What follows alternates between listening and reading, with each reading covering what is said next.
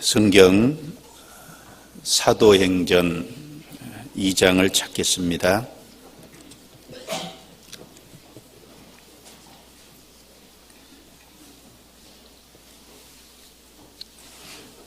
사도행전 2장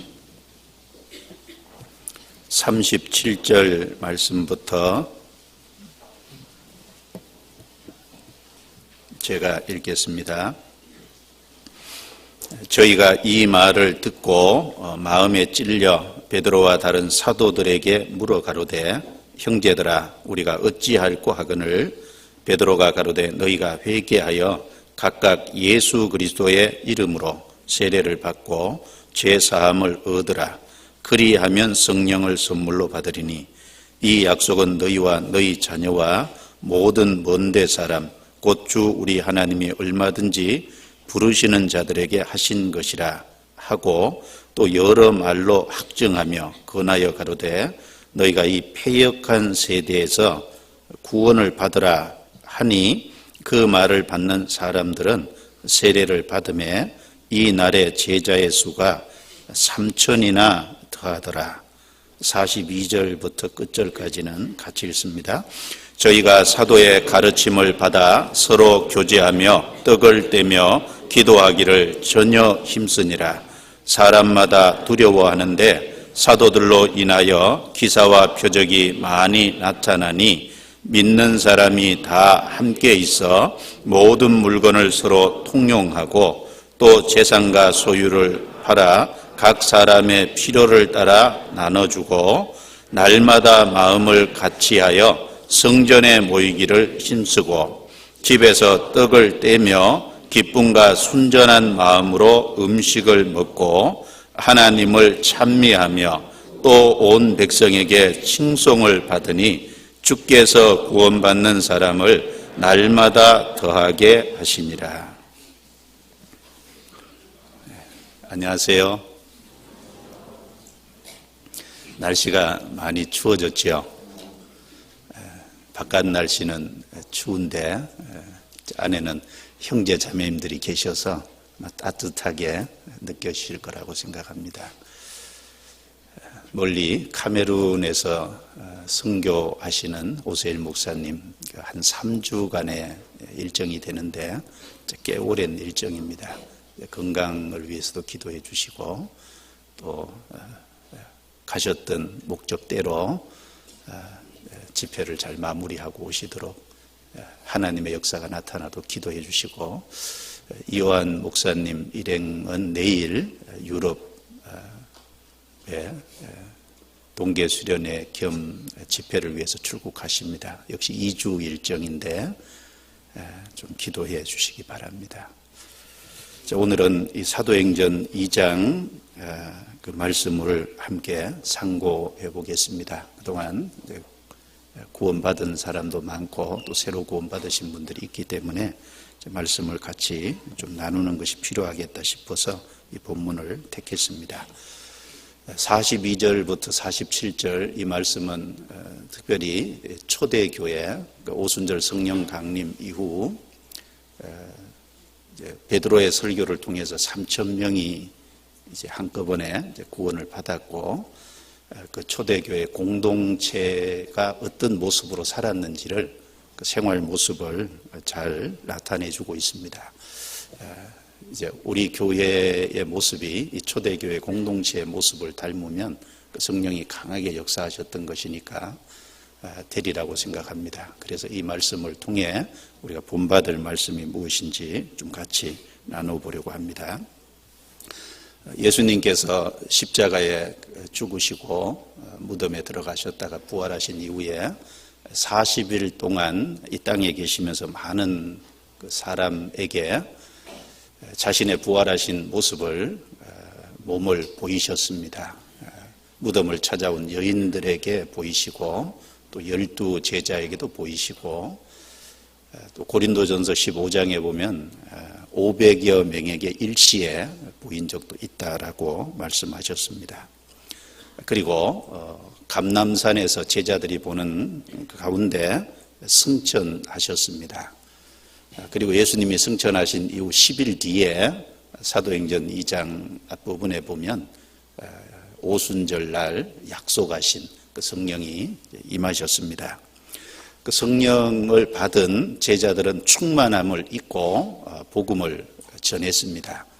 사도행전 2장 그 내용은 베드로가 그 성령의 충만함을 입어서 쭉 설교한 그 복음을 전한 그 내용이고, 그 베드로의 설교를 들은 그 사람이 하루에 그 3,000명이 구원받는 큰 역사가 나타난 겁니다. 이 37절부터 보시면, 저희가 이 말을 듣고 마음에 찔려 베드로와 다른 사도들에게 물어가로되 형제들아 우리가 어찌할꼬 하거늘. 바로 구약에 약속한 그 그리스도를 이스라엘 백성들이 배척했다는 사실을 쭉 구약 성경을 가지고 증거를 할 때 그 베드로의 설교를 듣는 유대인들, 그 앞에 유대인들은 마음에 찔림을 받았습니다. 그래서 우리가 어떻게 하면 좋겠냐, 우리가 어찌할꼬. 그 안타까워하고 또 그 죄에 대해서 회개하고 돌이키는 그 심령이 있는 그들에게 베드로가 말하기를, 너희가 회개하여 각각 예수 그리스도의 이름으로 세례를 받고 죄 사함을 얻으라. 그리하면 성령을 선물로 받으리니.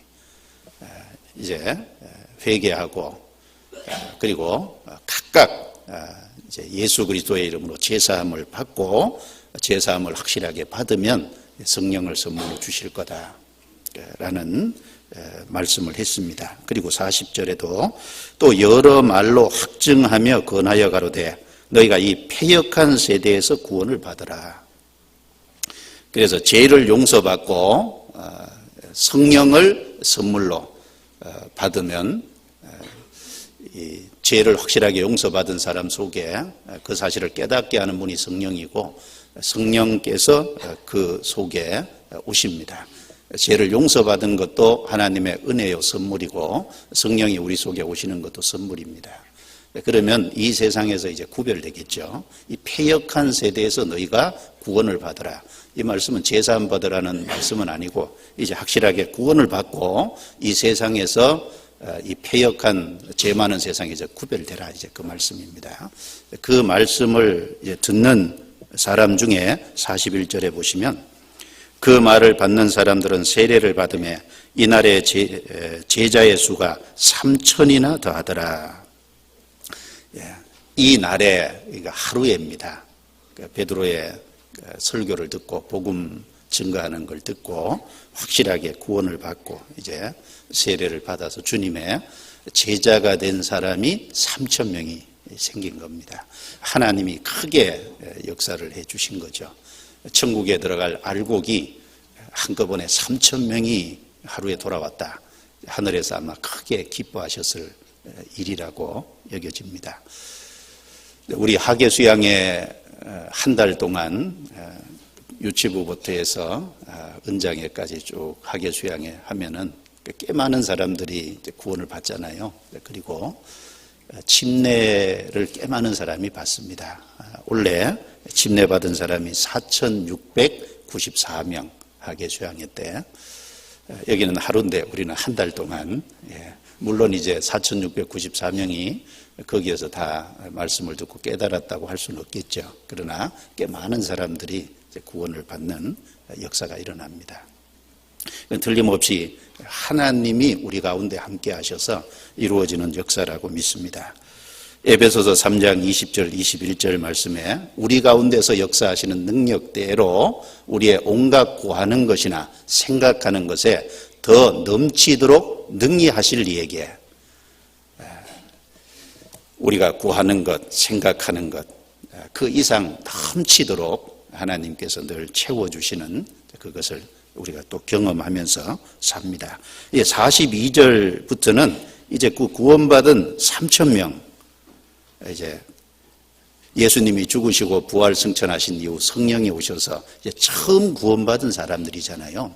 예루살렘에 그 처음 구원받은 3,000명, 그 믿는 이제 교회가 형성되어 있는 겁니다. 믿는 사람들로 그 예루살렘 공동체, 신앙 공동체, 그들의 생활 모습이 42절부터 47절 그들이 어떻게 생활했는지, 그들의 삶이 어땠는지 그것을 쭉 말씀한 겁니다. 이 내용은 아주 모범적인 삶이었다는 걸 우리가 알 수 있습니다.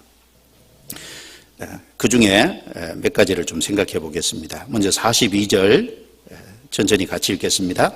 저희가 사도의 가르침을 받아 서로 교제하며 떡을 떼며 기도하기를 전혀 힘쓰니라. 이 초대교회 순수한 그 공동체, 구원받는 사람들의 무리, 이 교회가 힘쓴 그 내용이 여기 네 가지가 나옵니다.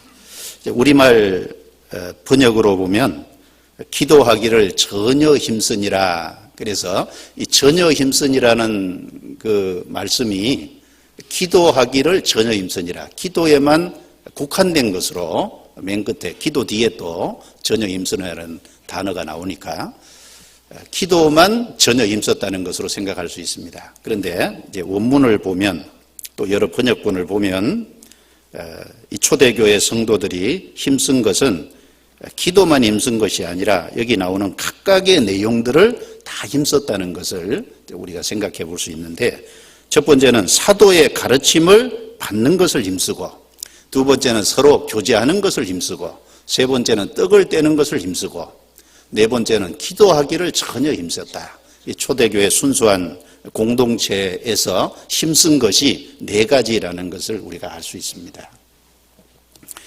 첫 번째는 이 사도의 가르침을 받는 것을 전혀 힘쓰니라. 전혀 힘썼다는 건 거기에 전념했다는 말이죠. 거기에 모든 그 힘을 거기에 기울였다라는 것을 생각해 볼 수 있습니다.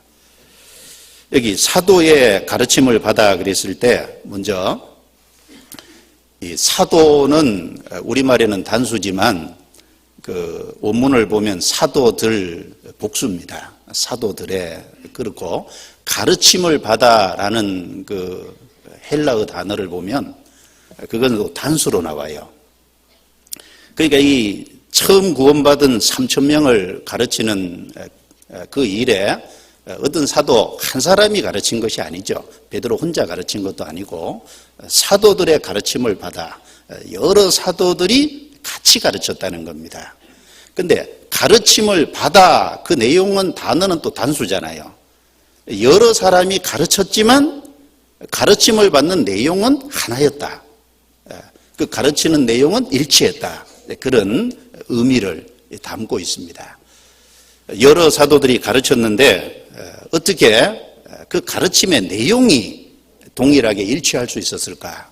그것은 사도들도 성령의 가르침을 받아서 바로 성령께서 가르쳐 주신 그 말씀을 가르쳤고, 바로 예수 그리스도께서 십자가에 죽으시고 부활하셔서 완성하신 그 복음을 성령께서 그들에게 깨닫게 하셨고 그 사실을 전했기 때문에 성령의 가르침을 받은 그것을 가르쳤기 때문에 내용이 동일할 수 있었다는 겁니다.